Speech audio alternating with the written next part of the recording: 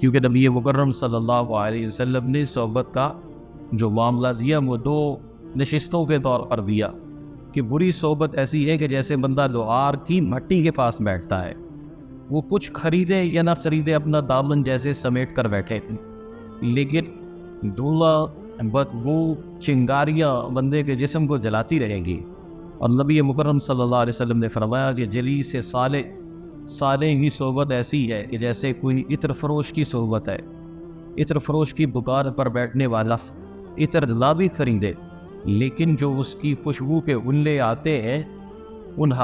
حسین اور معمر جھونکوں سے جو بندے کی روح معطر ہوتی ہے، تو وہ کسی بھی پیسے کو خرچ کیے بغیر وہ شخص معطر ہو جاتا ہے۔ تو اس لیے توبہ کے ساتھ صحبت کا چونی دامن کا ساتھ ہے۔